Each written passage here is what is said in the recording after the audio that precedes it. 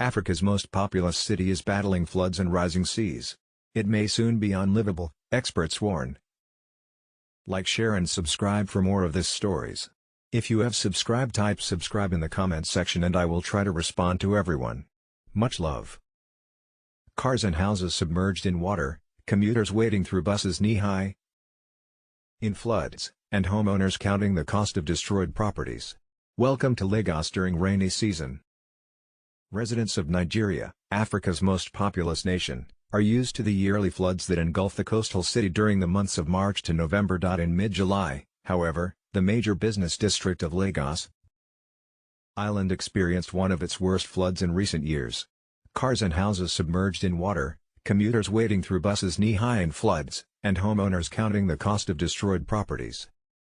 Residents of Nigeria, Africa's most populous nation, are used to the yearly floods that engulf the coastal city during the months of March to November. In mid-July, however, the major business district of Lagos Island experienced one of its worst floods in recent years. Cars and houses submerged in water, commuters wading through buses knee-high in floods, and homeowners counting the cost of destroyed properties. The floods paralyze economic activity, at an estimated cost of around $4 billion per year. Home to more than 24 million people, Lagos, a low-lying city on Nigeria's Atlantic coast, may become uninhabitable by the end of this century as sea levels rise due to climate change. Scientific projections suggest the problem is exacerbated by inadequate and poorly maintained drainage systems and uncontrolled urban growth.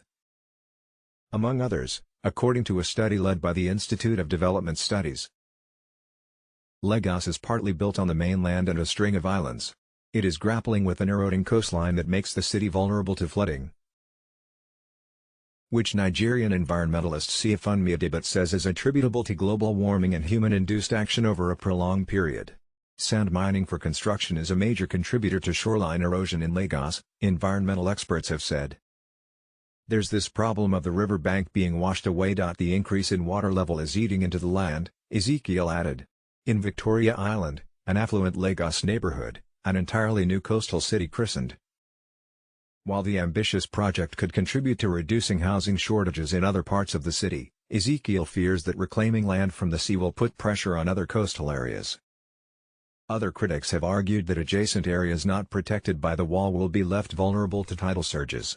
Low-lying coastal cities in some parts of the world may be permanently submerged by 2100, one study's findings showed.